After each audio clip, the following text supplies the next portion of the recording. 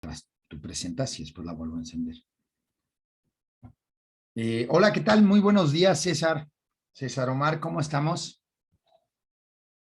Buenos días, profe. Muy buenos días. Bueno, el día de hoy tengo que hacer varios anuncios para este seminario. Sé que mucha de la gente que sigue este seminario lo sigue por Facebook, lo ve en línea porque pues coincide con clases que tienen y demás eventos. Así que, bueno, ahí van los anuncios. El primer anuncio es, y presten mucha atención a esto, vamos a tener al profesor Fernando Valdés, lo teníamos programado para el próximo mes, pero lo vamos a cambiar para el mes de agosto. Va a hablar sobre la Guerra Civil Española, ¿vale? Eso el profesor Valdés. Y no lo tendremos en junio. Y el otro anuncio que les voy a hacer es que a partir del mes de junio, el seminario, por cuestión de los horarios de ustedes, los alumnos y los asistentes al seminario, voy a cambiarlo de nosotros nos reunimos siempre el tercer jueves, ¿verdad? De cada mes. Eso significa, ahora vamos a reunirnos el segundo, César, eso es bien importante, vamos a cambiarlo para el segundo jueves del mes. Eso significa que el próximo seminario lo vamos a tener el día 9 de junio, ¿ok? 9 de junio. Por favor, Jimena, te pido que pongas un anuncio en el grupo de Facebook y les voy a pedir, sé que Jairo, por cierto, que es nuestro ponente del día de hoy, sé que además sabe hacer lo de alterar poder hacer una alteración en un cartel. Yo le pasaría el cartel o a Jimena o a quien sea que tenga esos dotes, yo no sé hacerlo y les rogaría que le cambiaran el día en el que nos vamos a reunir. Muchas gracias, eso se los paso durante el fin de semana. Bueno, ese es el primer anuncio, que cambiamos el seminario de hora para que puedan asistir ustedes y se quedará los jueves, el segundo jueves de cada mes por la tarde, de 4 a 6 de la tarde.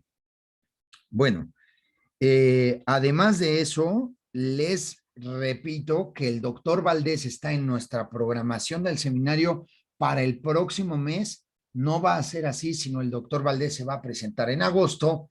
Y lo que vamos a ver el día 9 de junio en este seminario es que trabajaremos directamente sobre los programas de asignatura.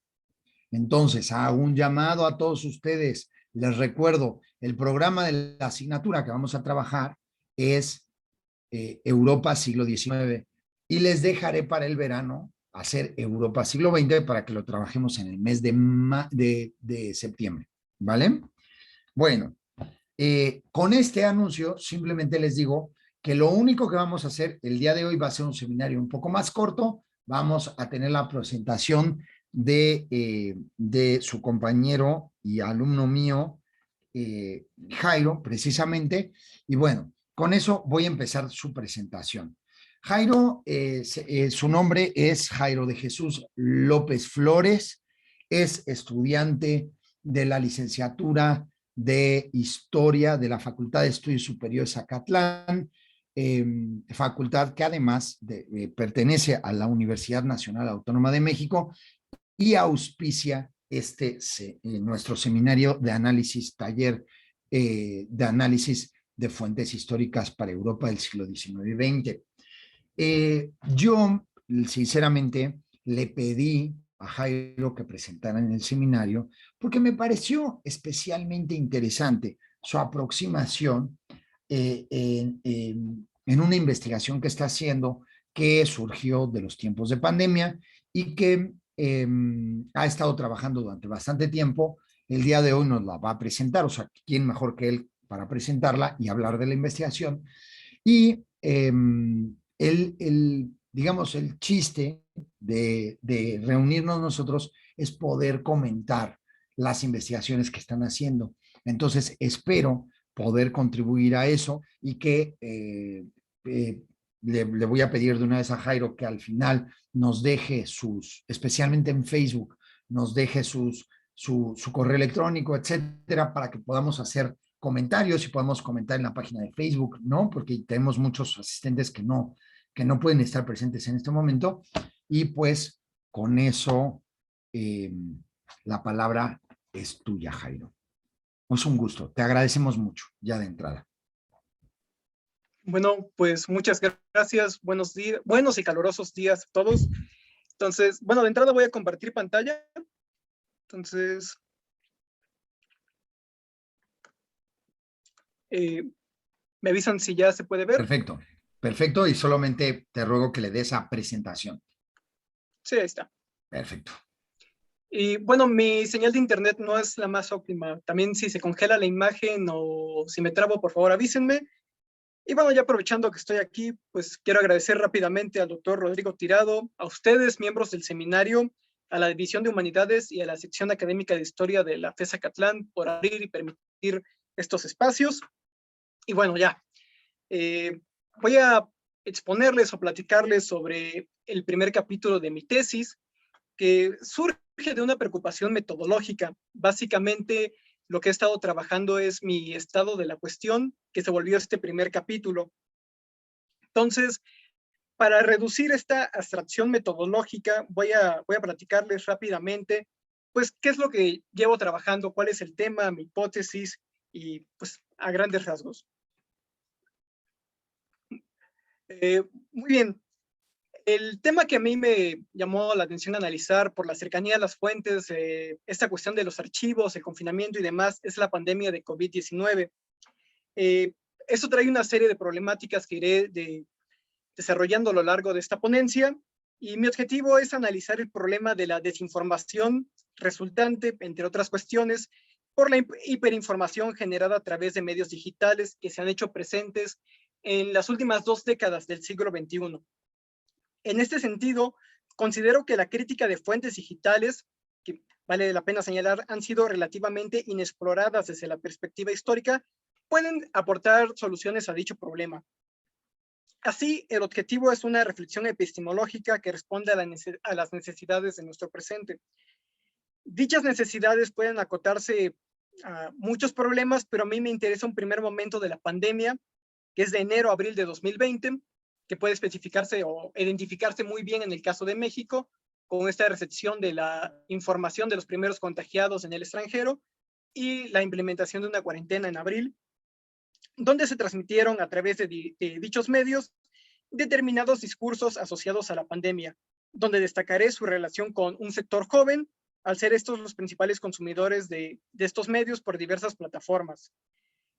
A este respecto, esta investigación se sustenta en un estudio de la Universidad de Oxford y el Instituto Reuters, que apunta que para 2019 50% de las personas confiaban en promedio en las noticias, y ya para 2020 solamente un 39% continuaba confiando en estos medios, y se destaca una importante desconfianza en la prensa y en los medios gubernamentales, así como un aumento en la confianza en las notas académicas. Esto se atribuyó a la polarización del gobierno de Andrés Manuel López Obrador. Y bueno, ya en concreto, mis fuentes primarias con las que yo voy a trabajar se encuentran en Facebook, en esta red social, donde trabajaré con la página de la Secretaría de Salud. Ya en marzo bien establecida la página del subsecretario Hugo López-Gatell, y ese va a ser el contraste que voy a discutir con El Universal y con las notas publicadas por la Universidad Nacional Autónoma de México. Dicho de otra forma o de resumen, la temática que me interesa analizar son los discursos relativos a la pandemia de COVID-19 que se publicaron en la red social de Facebook por las instituciones gubernamentales, periodísticas y académicas, que tuvieron como destinatarios principalmente jóvenes de entre 18 y 25 años de edad. Aquí vale la pena destacar la nota al pie de que el INEGI considera la juventud entre los 15 y los 29 años, que si bien toda clasificación es arbitraria, yo me remito a los 18 y a los 25, sobre todo por esta mayoría de edad, esta cierta conciencia algo relativa sobre nuestros derechos y obligaciones como ciudadanos, pero sobre todo por cierta autonomía. Y cierro a los 25 por esta cercanía generacional a estas plataformas digitales. Como pueden imaginar, voy a hacer uso de la historia conceptual y de la historia del tiempo presente para hacer un paraguas metodológico que sostenga esta investigación. Finalmente, pretendo argumentar que los problemas de la hiperinformación buscaron ser resueltos por medios gubernamentales, pero dichas medidas resultaron contradictorias, donde sobresale el papel de la democratización de la información, que a fin de cuentas terminó afectando a un sector joven que terminó por no respetar las políticas públicas. Por políticas públicas entiéndase la sana distancia, el uso de cubrebocas, el gel antibacterial y específicamente el confinamiento en casa. Entonces ya, en resumen, la hipótesis es, con la pandemia se acelera un proceso que ya lleva algo de años, que es la hiperinformación. Al haber tanta información, no hay una recepción adecuada de la misma. Por lo tanto, la consecuencia es una desobediencia en las políticas públicas, un incumplimiento. Viendo ya delimitado el tema, vamos a pasar a lo interesante que es la metodología. Este primer capítulo que he estado trabajando estos últimos meses, que es sobre las herramientas que estoy utilizando. Básicamente es de dónde surgen estas metodologías, cuáles son sus principales herramientas metodológicas y su posible vinculación. Quizás la historia del tiempo presente les suene ya familiar, ya que es una corriente que ha estado en boga dentro de la academia, pero se cae en un error donde el estudio del presente se ve como algo de repente muy innovador, pero el análisis del presente dista de ser algo novedoso. El propio Heródoto decía que el historiador no es un compilador de viejos documentos, sino un entrevistador que viaja para hacerse de opiniones y para recabar testimonios sobre el pasado reciente. Sin embargo, hasta el día de hoy, el estudio del presente genera polémica tanto para el público general como para el público especializado. Se tiene la creencia de que el historiador estudia únicamente los acontecimientos del pasado, pero realmente nuestras investigaciones surgen a partir de preocupaciones de nuestro propio contexto. De esta forma, toda historia es presente. Ahí, parafraseando a Benedetto Croce. Pero hay que aclarar, ¿no? Sería anacrónico decir que Heródoto hacía historia del tiempo presente. La historia del tiempo presente tiene una propia metodología para analizar nuestro propio contexto, que también dista de ser novedosa. Esta metodología concretamente surgió a mediados de la segunda mitad del siglo XX, a partir, se puede decir, de dos instituciones, el Instituto de Historia del Tiempo Reciente en Francia y el Instituto de Historia Contemporánea en Alemania. Estos, a su vez, responden a una crisis social. Está este ambiente posguerra, también hay numerosos movimientos sociales, no nada más en Europa, que forman parte de este deseo de querer explicar su propia realidad. Asimismo, hay una crisis en el ámbito historiográfico. Tenemos la historia de las mentalidades asociada al ámbito francés, y por su parte el giro lingüístico encasillado en el mundo anglosajón.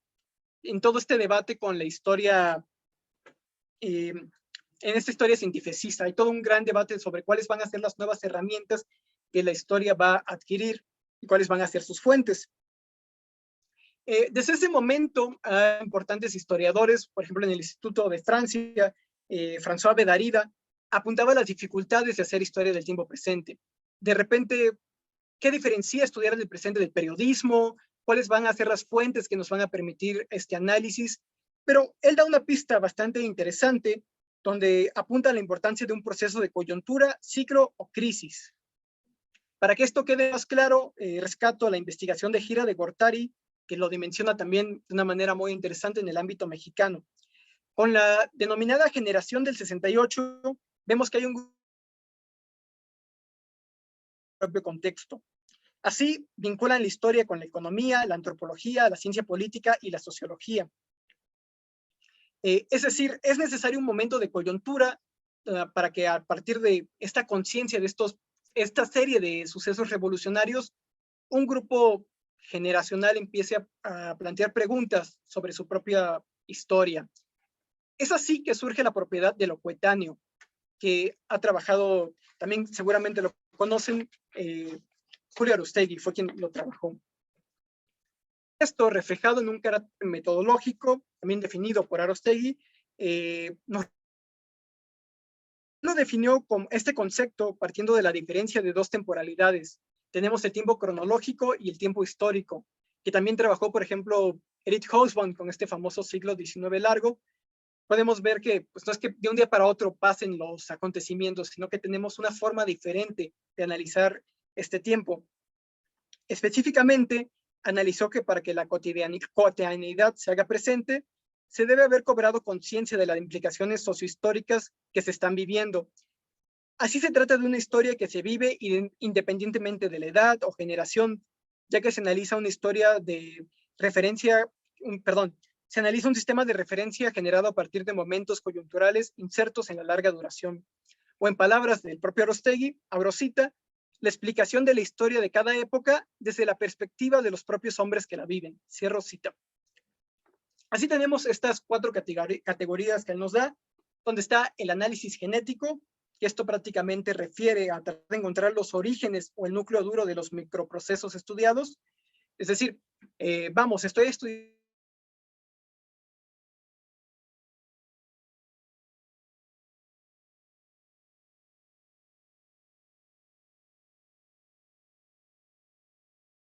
de coyuntura que se puede identificar en México de una manera bastante clara en 2020, pues ya podemos ir analizando microprocesos que son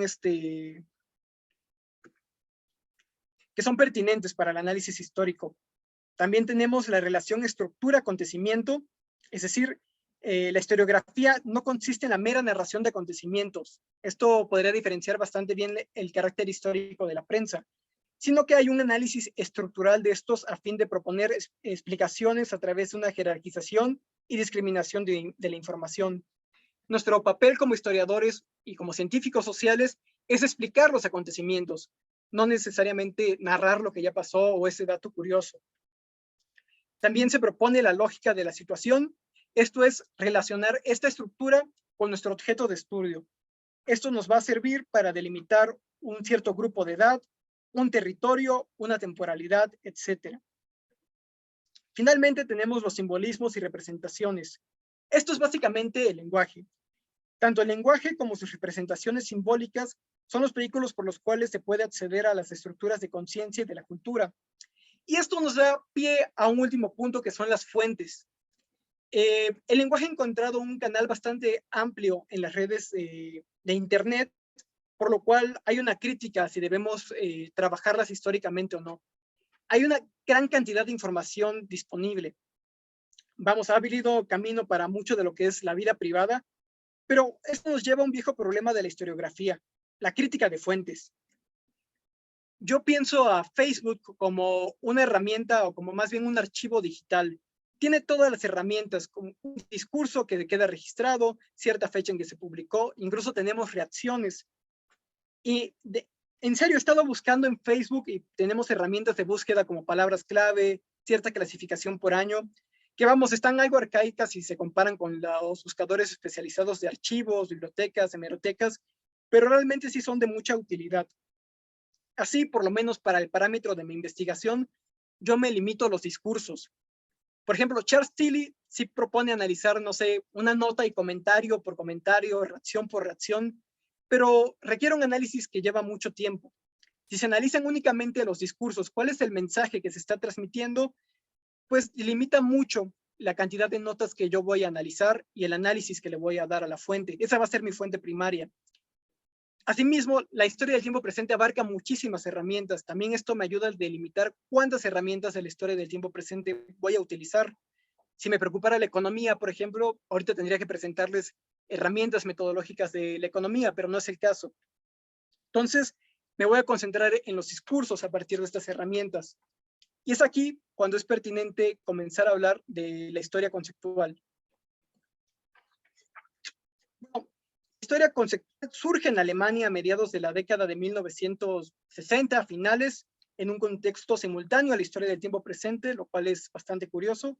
Esta crisis historiográfica y social que les mencionaba, y específicamente esta metodología se consolida con el grupo de trabajo de historia social moderna, donde resaltan Otto Brunner, Werner Conze y Reinhard Koselleck, este último considerado el padre fundador de esta metodología.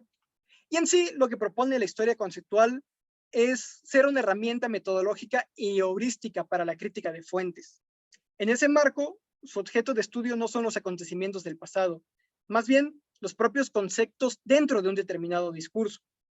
Es decir, esclarecer procesos a través del análisis conceptual. En este sentido, la historia conceptual analiza cómo se forma un concepto, su utilización política social y su transformación. Esto, reflejado en términos metodológicos, puede identificarse en 5 herramientas metodológicas. La investigación de historia conceptual tiene uno de estos elementos, o estos 5: el análisis semántico y onomástico, la distinción palabra y concepto. Bueno, creo que es útil de señalarla o hacer una pequeña pausa aquí.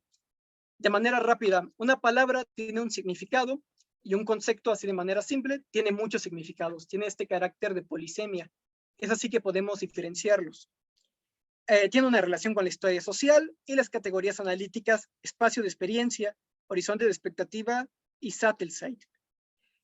Bueno, por cuestiones de tiempo, y particularmente son con los que estoy trabajando, estos últimos 3 elementos son los que voy a explicar.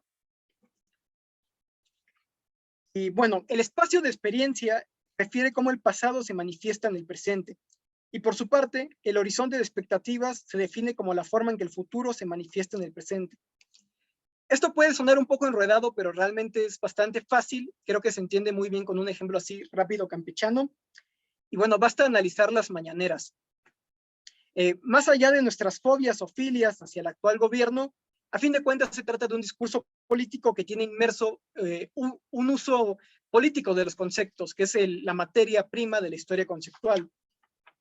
El cómo Andrés Manuel asegura que su gobierno está haciendo valer el concepto de democracia respecto al régimen anterior es el claro ejemplo de cómo el pasado se manifiesta en el presente a través de los conceptos. Es decir, el régimen anterior ya pasó, el del PRI, pero él lo sigue trayendo a colación en su discurso. Entonces vemos cómo el pasado se manifiesta en el presente. Por su parte, el horizonte de expectativas en este ejemplo se manifiesta en el concepto de progreso en su famosa cuarta transformación. Es decir, él habla desde su presente de un montón de cosas que todavía no suceden, pero según su gobierno pasarán. El futuro, algo que todavía no pasa, se manifiesta en el discurso del presente. Es un futuro pasado. Pero bueno, retomando, cuando hay una ruptura o distanciamiento entre la experiencia y la expectativa, surge el Satellite, que yo lo coloqué así porque es un concepto alemán que no tiene una traducción directa al español. Se le encuentra en los textos directamente así, como periodo bisagra o periodo de acuñación conceptual. De manera simplista, es muy parecido a un proceso coyuntural, que, como había señalado, es un elemento fundamental de la historia del tiempo presente. Y de rápido, tenemos un concepto como democracia, y a raíz de una serie de sucesos revolucionarios, hay un desgarre entre la experiencia y la expectativa, y cambia su significado de esta forma. Así surge un periodo de modernidad caracterizado por la redefinición conceptual. Este Satellite tiene 4 elementos para poder identificarse, que son la democratización, que fue lo que les mencionaba al inicio. Los conceptos comienzan a ser aplicados en otros ámbitos. Esto debido a que el número de personas que los ocupan aumenta y de este modo no están restringidos a un solo grupo social. Otra vez vuelvo con el concepto de progreso. No se usa solamente en una élite política, sino que a raíz de esta democratización, pues demás sectores sociales pueden hacer de su uso y de su discusión. Tenemos una ideologización. El concepto pasa a ser expresado en el plano político e ideológico. Es decir, estos conceptos siempre se van a encontrar en debates que van a ser públicos en el ámbito de lo social, político. Tenemos una temporalización. Surgen o se acuñan nuevos conceptos que buscan articular el tiempo.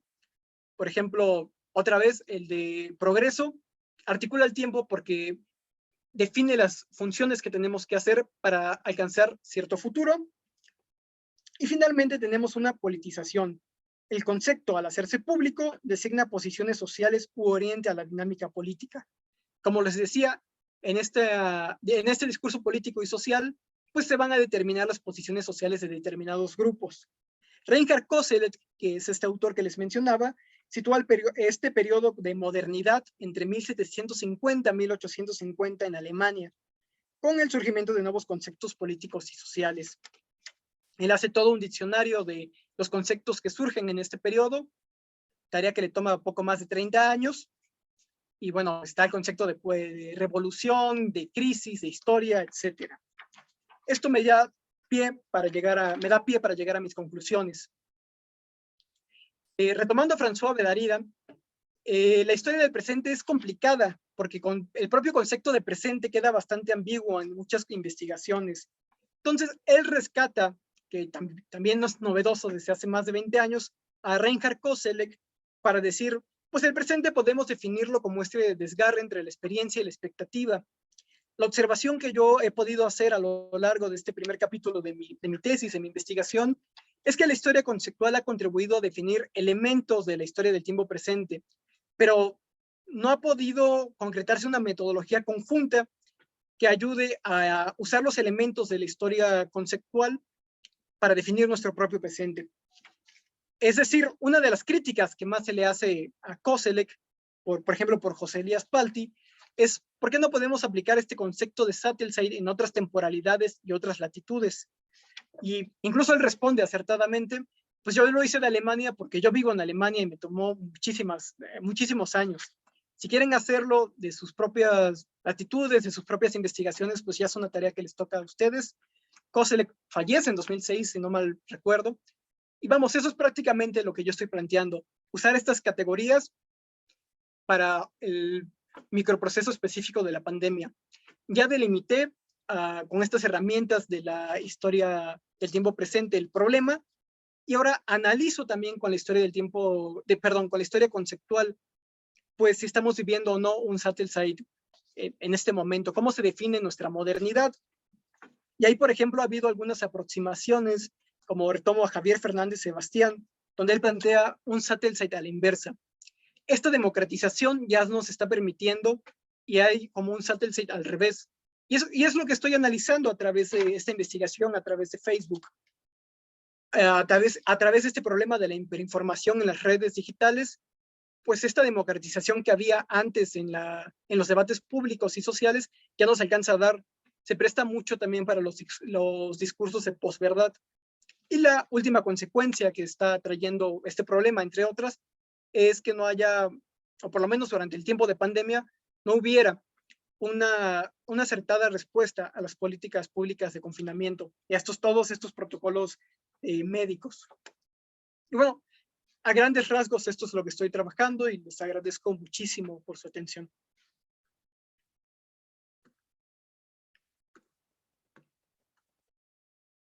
Bravo, Jairo, bravo.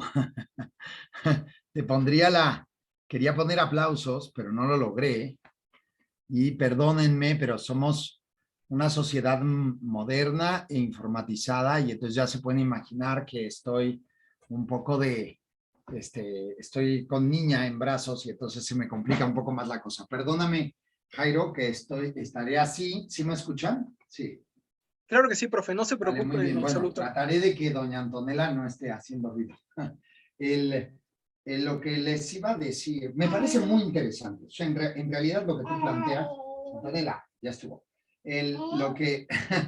Lo que tú planteas a mí me parece especialmente interesante y, a ver, tiene muchas cuestiones, ¿no? Y aristas, y es complicado. Obviamente, a ver, primero que nada, debo decir que el tratar de trabajar con las redes sociales, si bien no eres el primero que lo ha hecho en la vida, sí, por otro lado, digamos, es una investigación de vanguardia, sin lugar a dudas, sin lugar a dudas. Y las investigaciones de vanguardia en general, lo que tienen como cualidad es que verdaderamente, pues, digamos, carecen de una metodología clara, eso es obvio. Entonces, tu trabajo es metodológico y en ese sentido, pues, resulta apasionante, pero también apabullante, ¿no? O sea, es siempre un trabajo metodológico, pues, está en el límite del vacío, ¿no? Por así decirlo, y en ese sentido es muy interesante. Hay una pregunta ahí, decían, ¿crees que otras redes sociales también sean una buena fuente, como Instagram o incluso OnlyFans? Bueno, es una pregunta bastante interesante con la cual inicié mi investigación y claro que tengo una respuesta. A ver. Nosotros trabajamos con el lenguaje como historiadores, entonces justamente Instagram, Facebook, incluso WhatsApp, Twitter, vamos, toda la campaña de Donald Trump fue prácticamente en Twitter. Entonces, lo que necesitamos hacer es acotar cómo vamos a dimensionar esta información. Yo la solución más pronta que encontré es decir, si me pongo a revisar comentario por comentario de cómo es que la población interactúa con, vamos, estas grandes figuras públicas en las redes sociales, pues va a tardar 1000 años.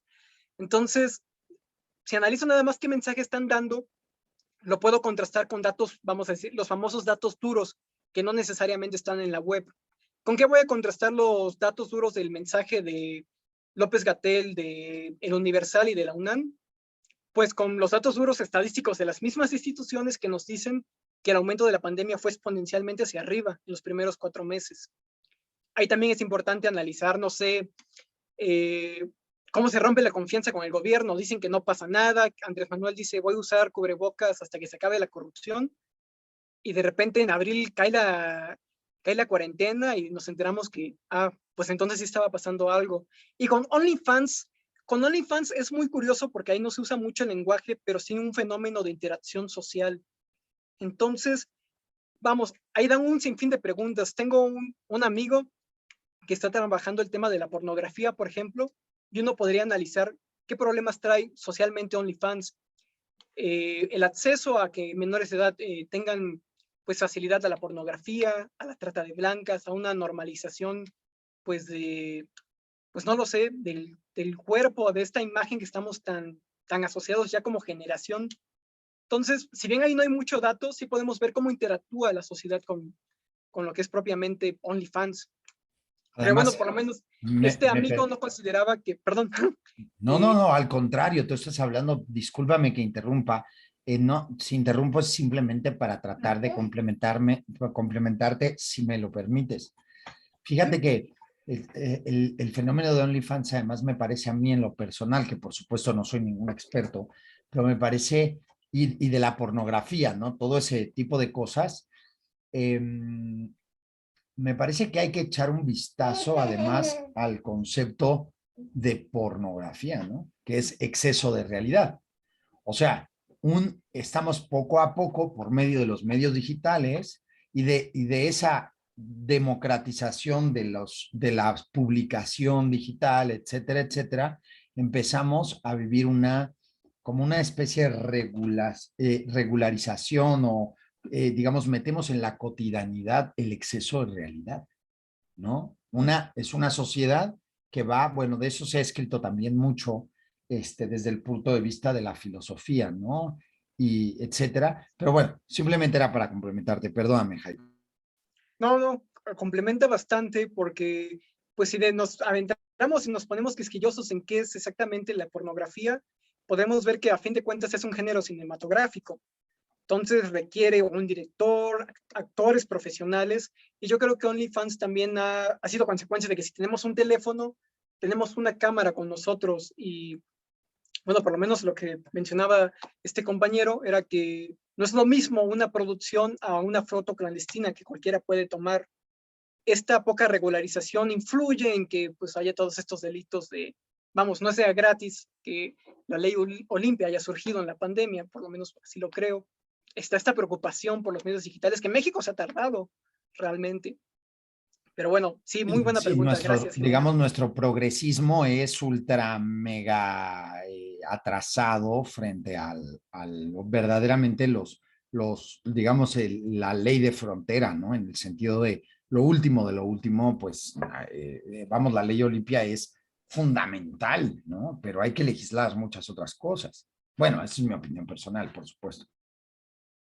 Sí, claro, y es que, bueno, se puede apreciar qué tanto están reglamentadas las redes sociales en México cuando, vamos, es que quizás todos lo hemos hecho de, buscamos un libro en PDF, descargamos una canción, una película, una serie, lo que sea, y vamos, en Estados Unidos es un tema muy serio de piratería. Entonces, vamos como historiadores, creo que podemos aportar muchísimo, no lo hemos hecho, a cómo estamos viviendo esta nueva realidad digital y todo lo que ello implica sociohistóricamente. Muy bien, muy bien, muy bien. De verdad a mí me parece muy interesante. ¿Y cómo piensas? Digamos, esto ya son cuestiones prácticas, ¿no? Eh, a ver, nosotros trabajamos las fuentes históricas y verdaderamente creo que una de las grandes cuestiones es el acervo de trabajo que tienes. Primero, hay una sobreproducción de publicaciones digitales hoy en día. O sea, unos flujos terribles. Existe otra cosa que se llama Big Data, ese Ujú. tipo de cosas, ¿no? Yo creo que sería interesante. Yo te digo, son contribuciones, ¿no? Que así, digamos, no has mencionado y que yo simplemente arrojo como para encenderte focos a ver si es chicle y pega y te funciona, porque por supuesto tú, el experto aquí eres tú y nosotros no tenemos ni idea bien a bien de cómo enfrentar el problema, pero entre las ideas que se me ocurren, por ejemplo, en la minería de datos, ¿me entiendes?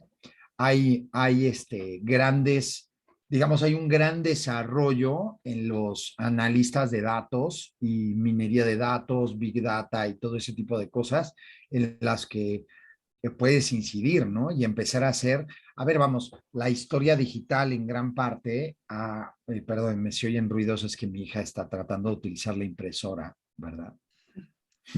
Como sea que se le dé.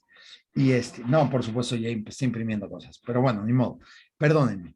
Y entonces, digamos que tenemos, claro, hay dentro de la historia digital y todo esto, pues tienes los análisis directamente, o sea, podrías, por ejemplo, transportar tu, tu investigación al análisis de datos, ¿no? A ver, tú qué tal, a ver qué piensas sobre eso. Bueno, es la tarea más difícil, el empezar a discriminar las fuentes. Ahí lo que me ha ayudado bastante, y debo señalarlo en un inicio, es que he ido guardando las que me son de utilidad. Cuando uno inicia una investigación, lo primero que debe hacer es resguardar sus fuentes, porque como sabemos en Facebook, pues no está exenta de esta red de que se borren publicaciones o que se censuren. Entonces, uno tiene que ir guardando sus fuentes, hay varias formas de hacerlo, desde imprimir pantalla, tomar fotos, imprimir directamente, como se les facilite más a cada uno. Y sobre todo, concretar a qué política pública me estoy acotando. Si, si reviso las redes sociales, vamos, es muchísimo de gobernación lo que se suben todas las mañaneras, por ejemplo, pero si me especifico en analizar qué dijeron sobre el, la estancia en casa, sobre el confinamiento, pues ya ahí se va reduciendo la información. Igual la UNAM publicó también muchísimo, pero no sé si descarto todo lo que es exclusivamente de cubrebocas, pues ya me quedan pocas notas a analizar y puedo ver cómo esas notas van cambiando a lo largo de los meses y también cómo empiezan a haber contradicciones. Y bueno, insisto, es que hay muchos mitos con la pandemia, por eso inicio en 2020. En 2020 no había casos en México, pero se había este discurso en otros países y mitos como es una enfermedad que solo traen los ricos, eso nunca va a llegar aquí, estamos en plena paz. Y vamos, en marzo también es bien marcado, las fake news también es un tema muy importante. En marzo está bien marcado así como de nos vamos a retirar 2 semanas de la escuela para aquellos que todavía estaban en la FES o en la ENA o donde se encontraran. Y de repente en abril, cuando se acaban las vacaciones, pues hay cuarentena, todo es un caos. Ahí se rompe el discurso con el gobierno. Y de las fake news, justamente van a ser lo que ocupen mis conclusiones. Al haber tanta información, pues se presta para que cada uno interprete lo que quiere escuchar y pues mucha posverdad. Y vamos, las fake news abundaron así valdría la pena un propio estudio de estas fake news. Además, quisiera comprender, era apasionante y me llama mucho la atención. Perdón, es que Jimena me está haciendo reír con los mensajes, pero tiene toda la razón. El líquido de las rodillas y el 5G, por ejemplo, ¿te acuerdan de eso? Oigan, ¿se acuerdan ahorita que dijiste solo los ricos les daba COVID? ¿Te acuerdas que el gobernador de Puebla salió y dijo, no hay problema? Los pobres pueden estar tranquilos, solo los ricos se enferman. O sea, háganme favor. Es como, eso o sea, vamos, es como de distopía, ¿no? Sacar ese tipo de cosas y pensar que la gente va a tragarse lo que sea que se diga. Bueno, en fin, me acordé también, bueno, obviamente estuve haciendo memoria de todo este tipo de cosas y de la pandemia, acordándome de las cosas que se dijeron. ¿Ustedes se acuerdan cuando dijo el presidente que con un escapulario le valía para esto, ¿no? Que sacó una estampita o no sé qué y dijo que con eso estaba protegido. Cosas de ese estilo, ¿no? Luego que el COVID no existía.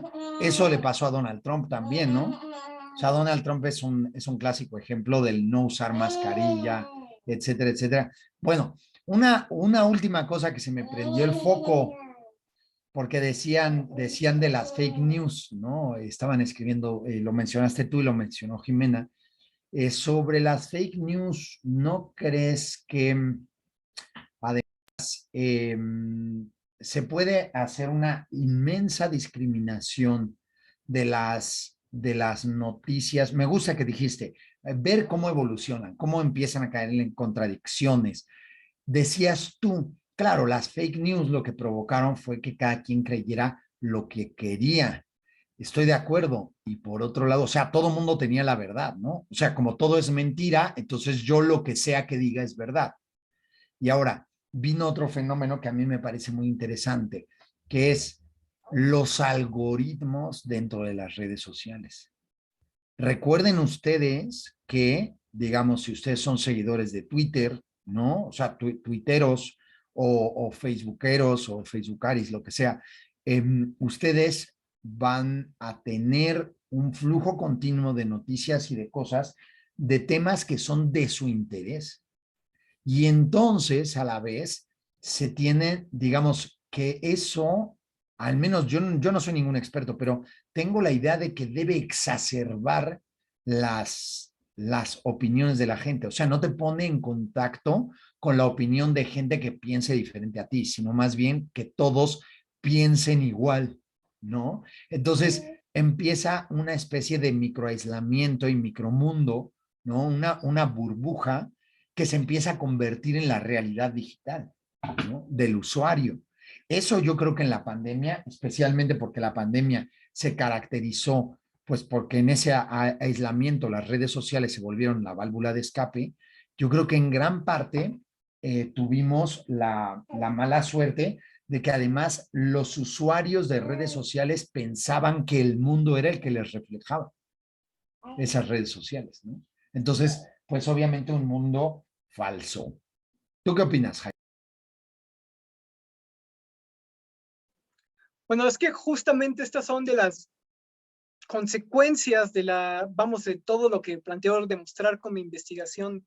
Creo que este fenómeno de las redes sociales lleva tiempo analizándose y caemos en un problema también con nuestras propias discusiones o nuestros temas de interés, caemos en ese riesgo de no poder entrar en debate. Vamos, con este propio algoritmo nos obliga a decir, si yo busqué, como pone aquí Jimena, de beber cloro o lo que sea, estos remedios caseros para el COVID, vamos, incluso si uno lo menciona con el micrófono encendido, le empieza a salir publicidad respecto, no nada más en Facebook, en YouTube, en Google, en cualquier página que nos metamos están estos anuncios, ¿no? Entonces creo que también viene a reflejar otro problema o otro fenómeno que también se dio en la pandemia, que es este consumismo, estas compras de pánico, esta, vamos, esta crisis que refleja que no supimos afrontar.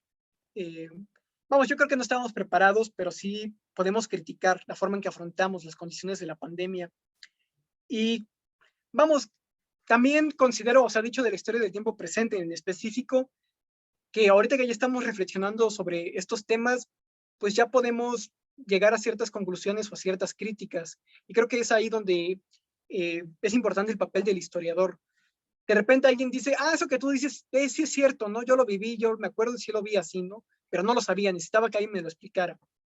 Y vamos, no es porque sean torpes, sino que ese proceso de análisis es lo que, bueno, por lo menos desde mi investigación trato de plantear. Planteo que, vamos, el presidente tiene esta figura mediática que es bastante sobresaliente. También los medios digitales tradicionales, ya casi nadie compra periódico, pero sí por lo menos leen el encabezado. Y pues este estudio de Oxford y Reuters que dice que también las notas de los medios académicos comenzaron a tomar relevancia.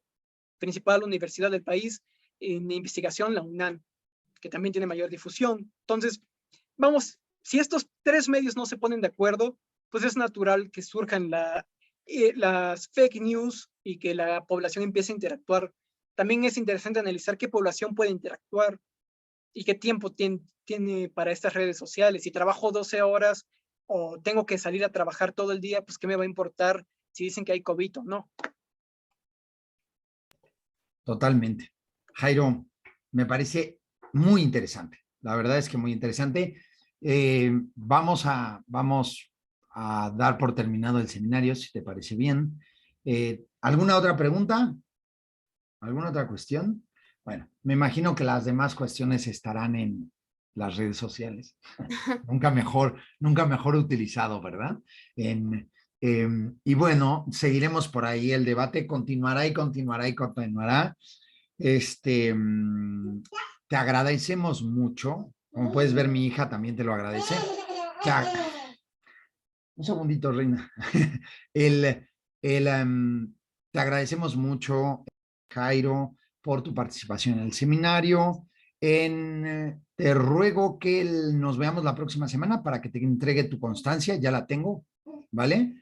Es física, no es digital, y entonces en ese caso, pues tenemos que vernos en persona. Además, siempre es un gusto verte. Te agradecemos mucho en nombre de la Facultad de Estudios Superiores Acatlán, División de Humanidades, y directamente la sección de historia. Y este es el seminario de análisis de fuentes históricas de Europa, siglo XIX y XX. Te agradecemos mucho tu ponencia y pues todavía hay muchas cosas que ver, que trabajar. Tú, bueno, vas avanzando en la investigación y Jairo, que sepas, eres bienvenido a ser parte del seminario mensualmente. Y no solamente eso, sino que esperemos, ya nos dejaste picados con la introducción a todo este nuevo mundo y pues te esperamos aquí en unos cuantos meses a que regreses y nos cuentes cómo va avanzando la investigación o si la investigación terminó, ¿vale? Y cómo terminó. Te agradecemos mucho y nos esperamos leer esa tesis, artículo o demás, lo que sea en lo que se concrete esta investigación. Y muchas gracias. Pues, el gusto es mío. Estoy muy agradecido de compartir este espacio. Por supuesto que nos estaremos viendo el próximo mes. También es un gusto verlo la próxima semana. También saludar a los compañeros del seminario. Sus comentarios siempre son comentarios, críticas o quejas son bien recibidas. Entonces, pues bueno. Sí, qué Pues bueno que un lo dices, abrazo. exactamente. No todos los comentarios tienen que ser ni positivos ni negativos, simplemente que sean constructivos, ¿verdad? Y ya con eso, se les agradecemos mucho.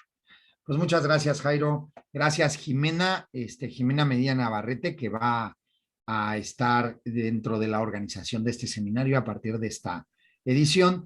Y muchas gracias, César Omar, que estuviste aquí presente. Y pues saludos a todo el mundo que nos va a ver en redes sociales. Hasta luego. Les recuerdo que tenemos página de Facebook del seminario. Bueno, ahí va a estar colgado esto y tenemos canal de YouTube. Así que, pues bueno, nada, nos vemos. Cuídense. Hasta luego.